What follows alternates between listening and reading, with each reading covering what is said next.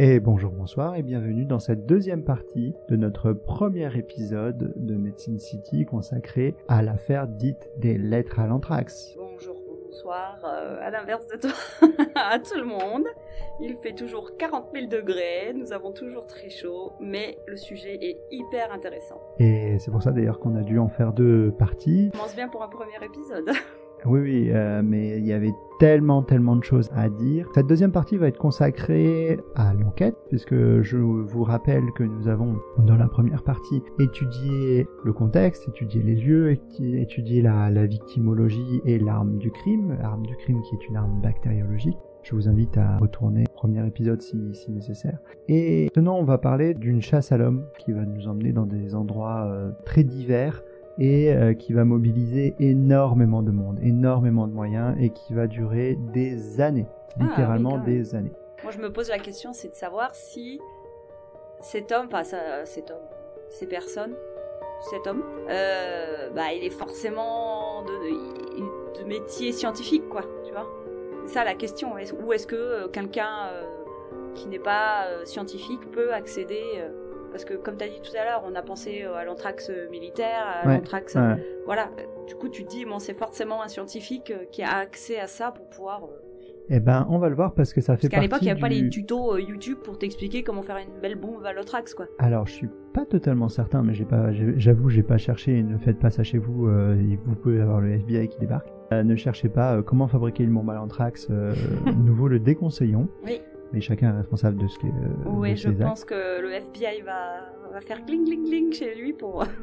Mais oui, on va voir que ça fait partie des questions fondamentales qui se sont très vite posées sur ça. Alors, je vais déjà commencer par vous évoquer la première piste, celle d'Al-Qaïda et l'hypothèse du terrorisme extérieur. Extrêmement séduisant pour l'Américain de septembre 2001. Ça serait plus simple extérieur. En fait. C'est plus simple à... Ça fait qu'un seul ennemi, quoi. Voilà. Et puis en plus, cet ennemi venait d'attaquer, cet ennemi venait de revendiquer. On avait un certain nombre d'éléments de preuve qui le disaient. Et Al-Qaïda n'a pas fait de commentaires par rapport à ça ? Je vous ai pas lu. Je vais vous le lire maintenant. Les petits mots, parce que je vous ai parlé de petits mots qui accompagnaient les lettres dans le premier épisode. Alors, ces petits mots, en fait, c'était des photocopies. Alors, c'était tout à chaque fois le même mot. Dans le premier envoi de lettres et dans le second, c'était la même photocopie du même mot. Mais le mot était différent entre le premier et le deuxième envoi. C'était légèrement différent. Dans le premier envoi, donc c'est écrit à la main, au stylo bleu, en lettres capitales, et c'est écrit 09-11-01, this is next, take penicillin now, death to America, death to Israel, Allah is great. Oh là, oui, d'accord, donc il y a tout pour il y a quand donner même des éléments. Pas mal de choses. Alors pour ceux qui ne sont pas du tout anglophones, c'est 9 septembre 2001. Ceci est la suite. Prenez de la pénicilline maintenant. Mort à l'Amérique, mort à Israël, et Allah est grand. Enfin, Allah, oui. Dieu est grand. Dans la seconde... Tout pour donner raison à ce que ça soit Al-Qaïda, quoi. Voilà, et donc forcément ça sonne... Et du coup ça a été revendiqué. Ça n'a pas été... Non. Pas revendiqué, mais ils n'ont pas dit non, c'est pas nous, parce qu'ils le font, ce genre de choses. Non, ils n'en ont pas parlé. En tout cas, pas que j'ai trouvé. Et dans les seconds envois, ce qu'on avait, c'est 09-11-01. You cannot stop us. We have this anthrax. You die now. Are you afraid? Death to America. Death to Israel. Allah is great. Et donc, 9 septembre 2001, vous ne pouvez plus nous stopper maintenant. Nous avons cette anthrax. Vous êtes en train de mourir maintenant. Êtes-vous effrayé?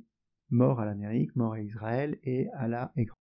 Et donc, c'est la deuxième, on se rappelle que Robert Stevens était déjà décédé quand les secondes lettres sont parties. Et donc, là, il avoue que c'est effectivement des spores de la maladie du charbon, il avoue que c'est la suite et revendique en plus ça. Donc, forcément, tout ça, mort à l'Amérique, mort à Israël, Allah est grand, 9 septembre, enfin la suite du 11 septembre. Premier coupable. Forcément, le premier coupable idéal, c'était Al-Qaïda. Et forcément, ça a été relayé de façon très très très forte dans l'opinion publique. Et au niveau mondial aussi. Et au niveau mondial. Et d'ailleurs, à ce point relayé que les États-Unis ont envoyé des espions, des enquêteurs en Irak, en Afghanistan, pour rechercher, on s'en rappelle, hein, ils ont cherché les armes de destruction massive, ils ont cherché les endroits où on pouvait fabriquer, où des laboratoires, qui étaient dotés de ce genre de capacités existaient, etc.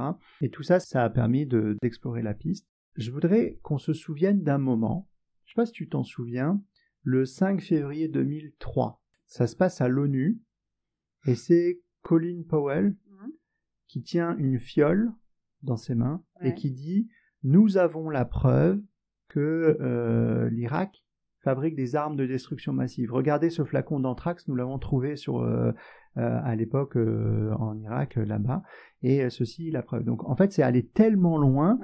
et alors on l'apprendra plus tard, que c'était un mensonge d'État, qu'ils n'ont jamais trouvé d'armes de destruction massive et que c'était juste un alibi pour pouvoir envahir l'Irak et faire leur guerre. Mais les vilains. Ils ont fait ça. Cette anthrax-là, cette histoire de l'affaire à l'anthrax, au sport à la maladie du charbon, a servi de relais dans cette politique-là, donc c'est allé assez loin. Bon, au final, c'est retombé. Le soufflet du terrorisme extérieur, tout ça, quand on n'a pas trouvé de preuves flagrantes et réelles. Et donc, petit à petit, ils se sont retournés dans l'enquête vers du terrorisme intérieur. Et pourquoi ils se sont retournés vers le terrorisme intérieur? Parce que, en fait, si vraiment un État extérieur qui voulait faire des dégâts aux États-Unis avec une arme qui était des sports de la maladie du charbon et qui en disposait suffisamment, en fait, il suffisait de continuer les attaques ou alors de diffuser plus largement. Tu vois, t'envoyais 500 enveloppes dans le premier, et t'envoyais dans tout le pays et voilà. Et en fait, très vite, ils se sont dit, c'est pas quelqu'un qui a une profusion de matériel. Voilà, probablement. Et donc, en fait, ils se sont dit, peut-être qu'il y a des choses à étudier en interne, en fait. Et que donc ils ont retourné l'enquête vers le terrorisme intérieur. Ils ont commencé à regarder un petit peu qui étaient leurs spécialistes, les gens qui avaient des connaissances dans cette discipline, parce que on l'a vu avec votre hôte préféré que quand on est médecin, quand on s'intéresse à la physiologie, à la physiopathologie, ce genre de germe a un certain charme dans son fonctionnement, dans sa machinerie cellulaire, et que c'est intéressant à étudier d'un point de vue scientifique, mais puis après pour ce qu'on peut en faire, développer. Il suffit qu'on soit un petit peu en colère par-dessus.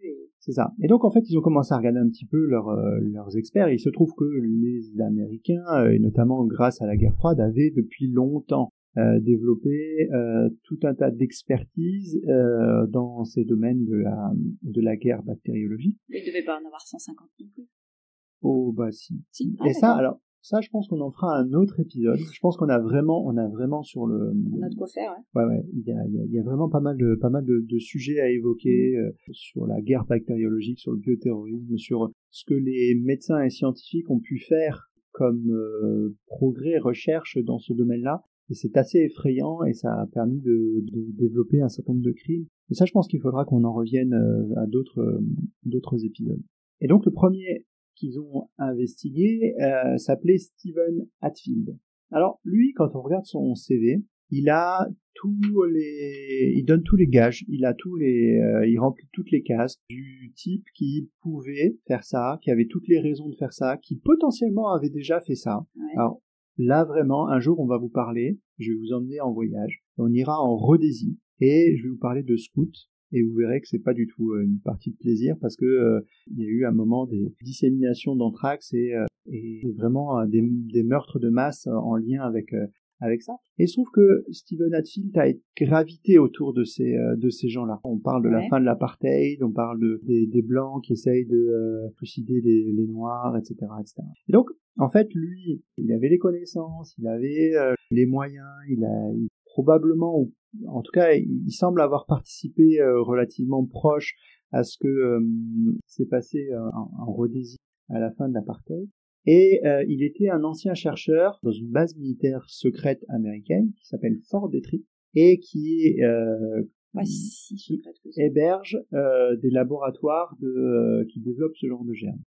Comme l'enquête a été très médiatisée et que toute piste était sortie dans la presse, était surexploitée, en fait, parce que les journalistes ont tendance à faire leurs propres investigations en plus. Donc, et le cas Hatfield, qui a été nommément désigné comme ils le font parfois aux États-Unis par le FBI, personne d'intérêt. C'est leur manière à eux parfois de dire nous avons un suspect. Voilà, nous avons un suspect potentiel. Donc en fait, ils disent voilà, cette personne est une personne d'intérêt. Donc en fait, ils pointent. Voilà, il n'en faut pas plus pour que les journalistes s'engouffrent dans la brèche et aillent chercher. Et donc, au final, ils n'ont pas réussi à retenir des charges concluantes vis-à-vis de lui, et il a été littéralement harcelé par tout le monde. Vraiment, il y avait toute la pression d'un pays qui tombait dessus, et ça s'est mal passé. Et puis j'imagine qu'il pouvait même pas bouger. Sa vie personnelle a volé en éclats, son couple a volé en éclats, sa vie professionnelle a volé en éclats, etc. Bon, bref, ça s'est fini un peu en queue de poisson cette histoire. Et à la fin, donc il a été innocenté par le FBI. Et ils ont arrêté les poursuites. Et il a obtenu réparation. Il a porté plainte. Ah oui, il a obtenu des réparations assez lourdes. Pour te dire, hein, en 2008, à la fin donc quelques années plus tard, en fait, en 2008, à l'issue de procès qu'il a intenté, il a obtenu en tout 5,8 millions de dollars du gouvernement américain pour diffamation, impact psychologique, professionnel, etc. De quoi se recréer une nouvelle vie, quoi. C'est ça, pour cette erreur judiciaire. Ailleurs qu'aux États-Unis, j'imagine. Ce qu'ils ont essayé de chercher, en fait, donc quand ils ont commencé à regarder le cas de Hatfield, ils sont partis sur l'idée que c'était forcément un expert qui savait le faire, parce que comme tu disais, comme tu le pressentais, ça semblait être quelqu'un qui savait manipuler ça. Parce que bon, déjà, quand on manipule les bacilles des spores du bacille du charbon, il vaut mieux savoir le faire, sinon tu t'auto-contamines. Il faut l'accès. Je veux dire, tu prends pas une pelle en prenant dans la terre, comme tu disais, ça se trouve dans la terre. Si tu creuses au bon endroit, techniquement tu peux en trouver. Il faut creuser au bon endroit. L'accès à Internet était pas le même, t'avais pas toutes ces notions. C'est ça. Il y a l'accès, et puis il y a une deuxième chose, c'est quand même la personne dit, prenez tout de suite la pénicilline. Enfin, je veux dire, un type lambda n'irait pas te le dire ça. Il semble y avoir des connaissances. C'est ça. Et il y a aussi quelque chose qui a été important, c'est que quand ils ont fait de l'analyse, parce qu'ils ont fait une analyse ADN et génétique de cette souche, puisqu'ils ont retrouvé quand même l'arme du crime, là pour le coup, il y avait des bactéries. Donc ils ont analysé ça, et ils se sont dit, tiens, on connaît cette souche. Parce qu'en fait, les souches de maladies du charbon, de Bacillus anthracis, sont répertoriées en fait. Généralement, quand on en sort une, comme c'est des maladies à déclaration obligatoire en France aussi, on les répertorie et on sait quand est-ce qu'elles sont sorties. Et il se trouve que cette souche-là, c'était une souche américaine qui s'appelle Ames, A-M-E-S. Donc ça vient bien de l'intérieur. En fait, c'était quelqu'un qui a exploité cette souche-là. Et Ames, pourquoi? Parce qu'en fait, il y a eu, je crois que c'est dans les années 70, une épidémie de maladie du charbon qui a touché les bovins dans la ville de Ames, un petit village aux États-Unis. Et ils ont découvert que la bactérie qui avait infecté ces bovins-là était particulièrement virulente dans ce qu'elle a été capable de provoquer comme dégâts. On parlait des toxines tout à l'heure, hein, la capacité à produire ces toxines, notamment les toxines létales, a été plus importante dans cette souche-là. Donc en fait, les militaires sont intéressés à cette souche-là et se sont dit, tiens, ça peut être intéressant, on va la cultiver, on va se la garder pour nous et on va la cultiver. Et donc, il se trouve que cette souche-là, c'était la souche de référence, en gros, sur des laboratoires militaires américains. Et donc, ils se sont dit... C'est un militaire. Scientifique. Il y a quand même une souche qu'on connaît, il y a quand même quelqu'un qui sait manipuler, forcément il y avait quand même un faisceau de preuves. Et il se trouve que cette souche-là, celle qui est utilisée dans Fort Detrick, là où travaillait Hatfield. C'est aussi pour ça qu'ils sont allés chercher Hatfield au départ. Bon, donc ils se sont dit c'est pas Hatfield, c'est un autre.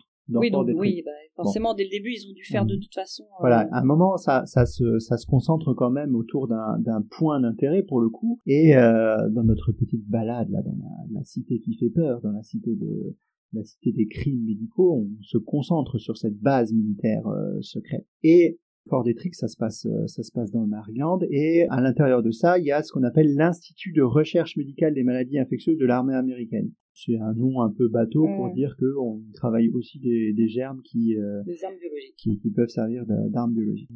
Ils sont focalisés sur le fonctionnement de cette base-là et de ce laboratoire, et ils ont découvert qu'il y avait des failles de gestion et de suivi des échantillons.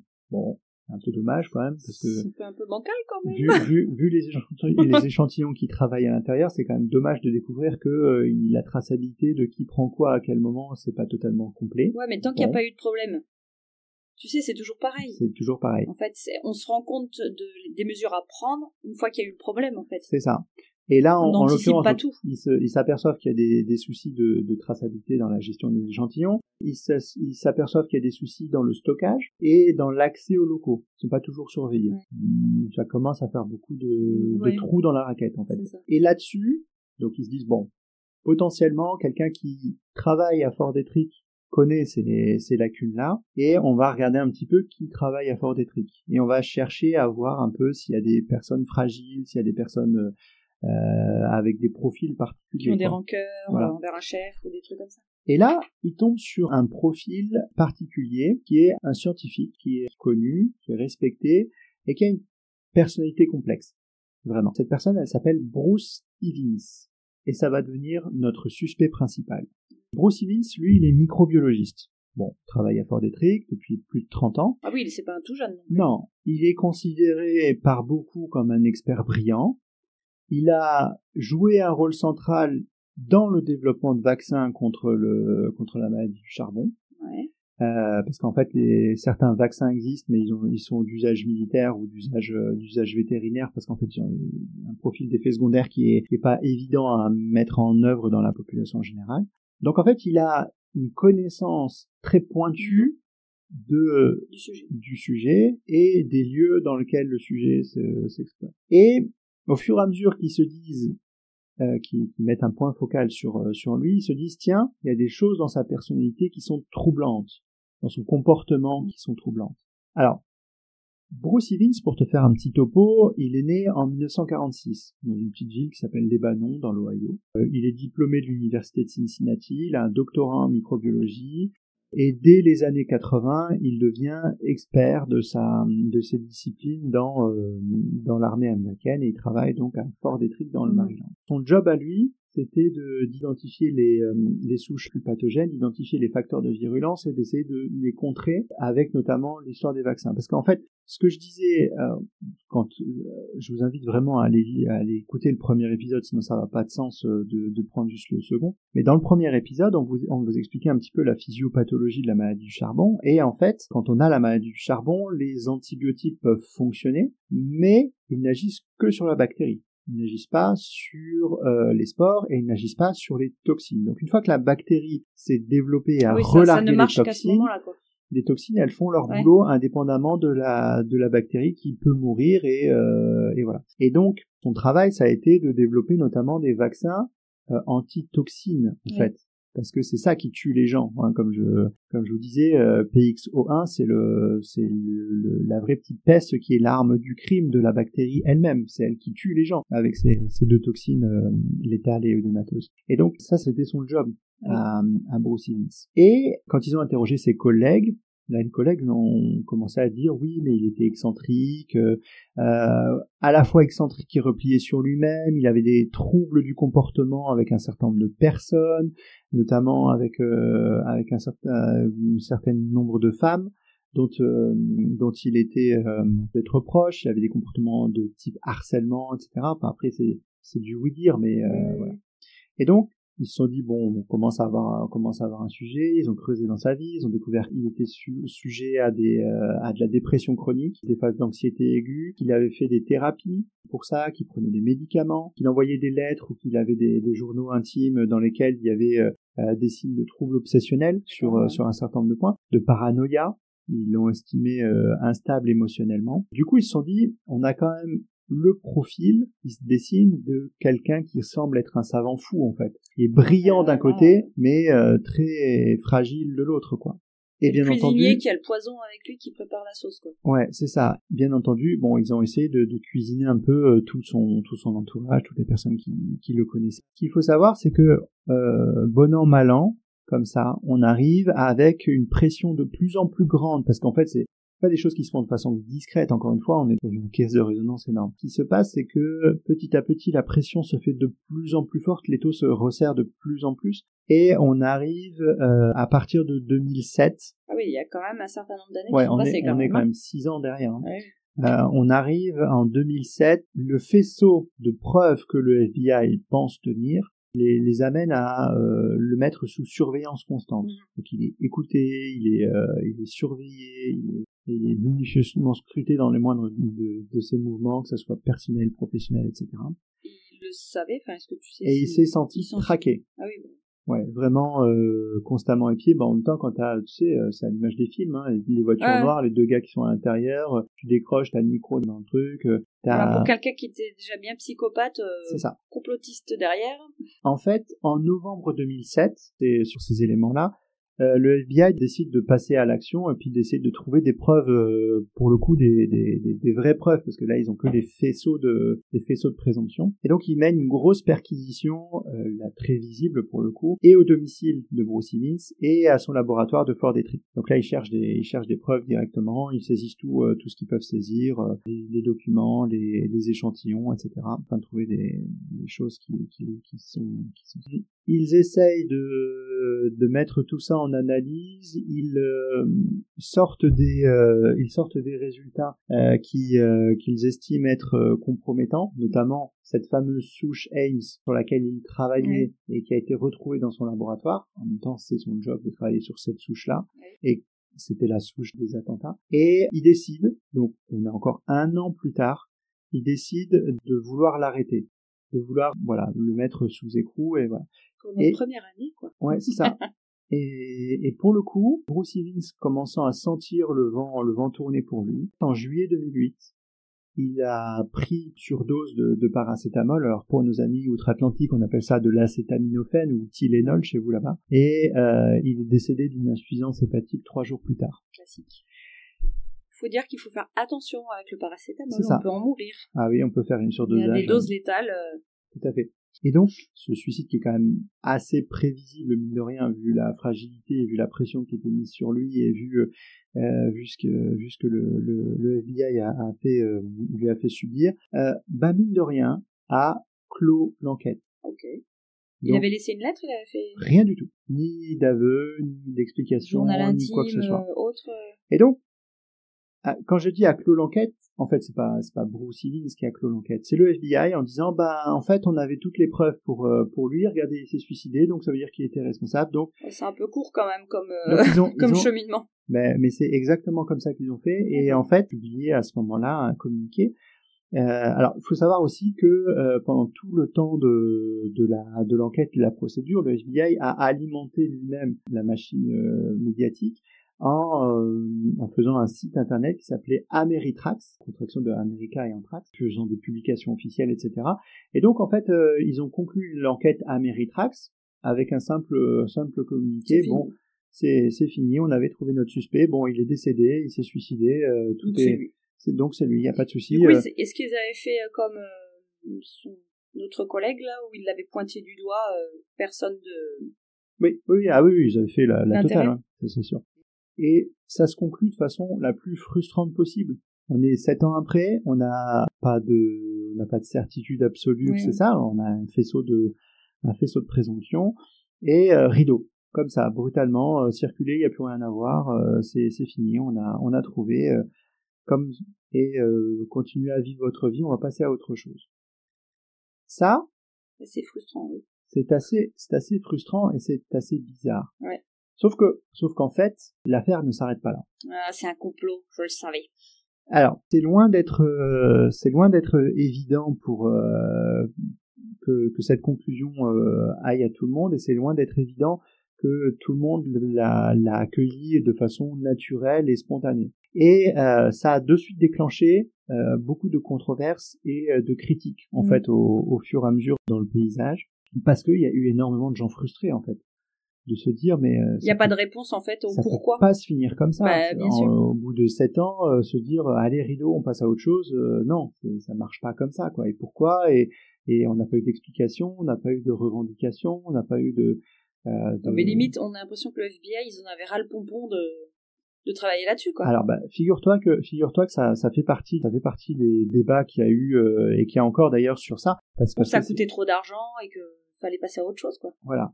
Et en fait, le rapport initial, il y a forcément, des scientifiques qui se sont intéressés à ça, parce que quand on est scientifique, on ne croit que ce qui est de preuves et de choses qui sont explicables de façon rationnelle. Et là, en fait, il y a un certain nombre de choses qui semblaient un peu rapides ou un peu irrationnelles. Donc, il y a des scientifiques qui ont commencé à étudier de façon précise, en fait, le rapport et qui se sont dit, déjà, il n'y a pas de preuve directe, il n'y a qu'un faisceau.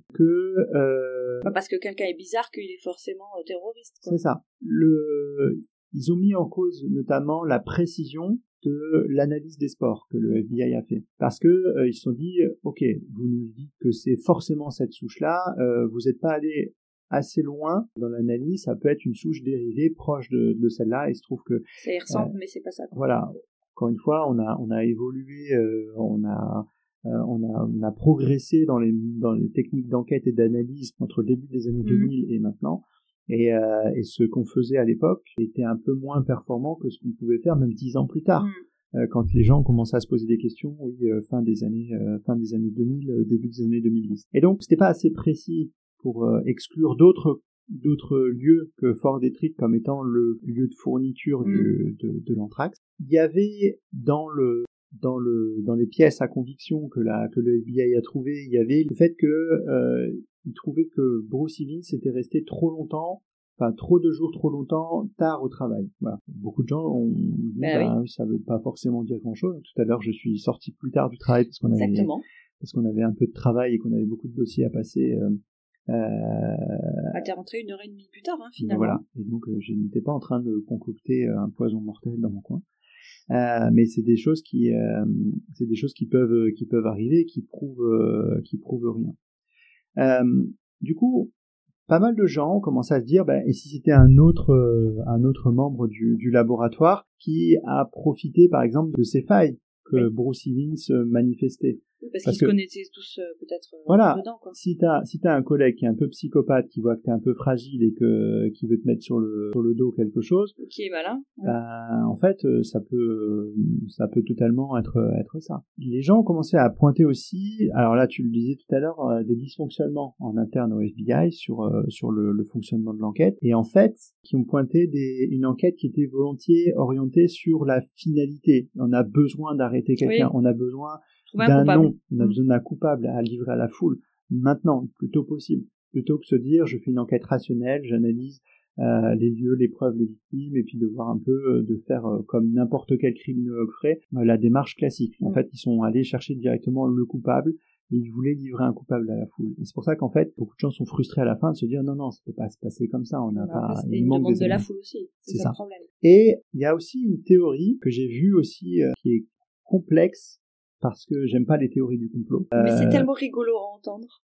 Ouais, mais qui est intéressante. Parce qu'en fait, il y a beaucoup de gens qui disent, et si c'était un complot interne, mené par des responsables de ce type de programme, de bioarmement, on va dire ça comme ça, interne aux États-Unis, et qui, faisant ça, ont aidé au développement et à l'allocation de moyens sur la recherche dans ce programme-là. Et effectivement, il y a un point intéressant. Oui, mais il y a un point intéressant, c'est que avant l'affaire des lettres à l'anthrax, comme on dit, le budget alloué à la recherche était inférieur, alors je crois que c'était quelques centaines de millions de dollars sur ce type de recherche-là. Et comme on était sur la fin de la guerre froide, il était prévu à la baisse. D'accord, ok. Et que suite à ça, il est passé à plusieurs milliards chaque année. Oui, mais parce que ça veut rien dire, ça. Ça veut rien dire, mais en même temps, c'est intéressant à noter. C'est intéressant à noter, mais ça paraît évident. Enfin, je veux dire, les gens ils ont dû augmenter le budget de la protection nationale aussi suite aux attentats. C'est ça qui Donc, rend cette théorie du complot. Alors c'est toujours le cas des théories du complot, c'est qu'il y a toujours un petit élément de plausibilité qui est présent. Et en l'occurrence, effectivement, on ne peut pas nier que après ces attentats-là, qui mine de rien n'ont pas fait tant de victimes que ça, finalement. Mais c'était trop par rapport au 11 septembre. En fait. Et en plus, ce qui est intéressant aussi dans cette théorie du complot-là, c'est que finalement, ce qui est intéressant dans cette théorie du complot-là, c'est que les attaques, finalement, il y a eu que deux attaques. Qui étaient très ponctuelles à l'espace de 2 semaines d'intervalle. Les deux attaques ont été finies. Si ça avait été vraiment un psychopathe, ça avait été vraiment l'œuvre de quelqu'un, il aurait très bien pu continuer. Là, on parle, ils ont été chercher Bruce Evans et ils l'ont désigné coupable au bout de 7 ans. Si vraiment ça avait été lui, pourquoi il aurait pas continué à envoyer des lettres, quoi? Pourquoi? Alors, peut-être qu'il avait plus de stock, mais il continuait à travailler quand même. 7 ans, Parce que tous les jours, jusqu'en 2007, il avait toujours, à son laboratoire, il avait toujours les sports à disposition, tout le matériel. Et puis il n'a pas été suspect immédiatement, quoi. C'est ça. Et donc, il avait largement le temps. Dans cette théorie du complot-là, ce qui est intéressant, c'est de se dire, peut-être qu'il fallait juste le déclencheur, il fallait juste le trigger pour passer le cap, en fait, et que, voilà. Donc, il y a ce côté complot interne, qui est une zone d'ombre non négligeable, quoi. Bon, et puis clairement le fait que les mentalités évoluant au cours des années, la mentalité de début 2000, début 2010 et même maintenant, on ne supporte plus du tout la pression policière et la pression mise sur les présumés coupables de la même manière. En fait, on a une appréhension globale des choses qui ont fait que. Et donc le FBI qui a mené l'enquête de 2000 à 2007 a été forcément plus critiqué que dans ses méthodes qui étaient jugées pas conformes aux standards attendus, quoi. Et donc ça reste un des dossiers les plus controversés, en fait, à tel point qu'en 2011 le FBI a dû demander à l'Académie des sciences, donc des États-Unis, de relire et de commenter toutes les preuves matérielles qu'ils avaient, notamment les analyses qu'ils avaient fait, etc. Parce qu'en fait, on continuait à les embêter avec parce qu'en fait, à remettre en question leur enquête. Était en permanence remise en place. Et en fait, cette analyse a posteriori par les autorités scientifiques n'a pas du tout été en faveur du FBI, pour le coup, parce que ils ont conclu que ça n'aurait jamais dû mener à une incrimination aussi forte, parce que c'était pas des preuves suffisantes, en fait. Par exemple, la caractérisation des spores n'était pas suffisamment précise, que ça n'était jamais que des faisceaux de présomption, et que que ça venait surtout de la pression psychologique qu'ils mettaient dessus. Bref, ça a pas du tout aidé les gens qui adhéraient pas du tout à la théorie du FBI à la comprendre et à l'endosser. Donc c'est une histoire hyper frustrante, parce que finalement on a une attaque terroriste qui a secoué tout le monde, qui a participé au bouleversement du monde du début des années 2000 et qui continue encore maintenant, et qui se retrouve avec un coupable désigné officiellement qui est probablement moins coupable que jamais, mais sans remplaçant, et avec pas mal de zones d'ombre. Donc c'est une histoire vraiment particulière, quoi. Elle est fascinante pour ça, cette histoire. Alors, et frustrante. Ah oui, c'est vraiment là de pas savoir pourquoi, comment. Eh oui, et donc pourquoi ces gens ont été visés, pourquoi ces gens sont morts, qu'est-ce qui s'est passé, puis pour faire un deuil aussi. Je veux dire, c'est hyper important pour des familles de faire des deuils, de faire un deuil, d'avoir la raison de pourquoi ça s'est passé, en fait. Ouais. Et là, tu peux pas, quoi. Parce qu'à la rigueur, comme je disais, on fera sans doute d'autres épisodes sur le bioterrorisme. Il y a eu des moments dans l'histoire humaine, et malheureusement il y en a eu plus d'un, où le bioterrorisme s'est exprimé. Il y avait souvent des raisons, alors parfois c'est des mauvaises raisons, c'est des raisons c'est souvent même, avec la guerre, avec le besoin de faire un génocide. Le terrorisme, c'est toujours des mauvaises raisons, c'est vrai. C'est vrai. Mais ça, il y a quelque chose de réconfortant quand même de savoir que pourquoi on a fait ça. Bah oui. Voilà, même si c'est quelque chose de complètement démentiel. Et là, en fait, on se retrouve vraiment sans aucune explication, comme ça. C'est parti, comme c'est venu. Avec une conclusion du FBI. Ouais, vraiment. Légère. C'est ça. Il s'est suicidé, c'était lui le coupable. Et ça soulève des vraies questions sur la police, sur la justice, sur la manière que les enquêtes sont menées, et derrière sur les enjeux de sécurité, parce que s'il y a des mensonges comme ça ou des omissions, des choses, est-ce que vraiment ce qu'on nous raconte sur la sécurité, c'est mis en place ou pas? Et comment ça va se passer pour la suite, si suite il y a? Enfin, c'est fascinant et frustrant. Du coup, le FBI n'a pas, suite à ça, la remise en question de leur comment ça s'appelle ça, de la clôture de l'enquête, parce que souvent ils le font, tu sais, des cold cases, ils reviennent. Non, ils réouvriront pas, quoi. Non, je pense que l'enquête est complètement close de leur côté et que ça n'est pas considéré comme un... Alors, pour eux, en tout cas, c'est pas considéré comme un cold case. Beaucoup de gens, et notamment quand je regardais un certain nombre de sources, notamment sur Reddit, par exemple, il y a beaucoup de gens qui considèrent ça comme un cold case, ouais. J'imagine que de toute façon, il y a toujours des gens qui mènent l'enquête de leur côté. Ouais, il y a plein d'enquêtes qui ont été... Enfin, plein. Peut-être pas tant que ça, mais quand on écoute les autres True Crime, les autres podcasts, on les entend dire que c'est grâce à l'intervention de quelqu'un qui, justement, a été, pas obsédé, mais très intéressé par ça, et qui est pas du tout, comment ça s'appelle ça, le policier, enfin les policiers qui font les enquêtes, qui réussissent à donner l'élément qui fait qu'ils vont reprendre et trouver le vrai criminel, quoi.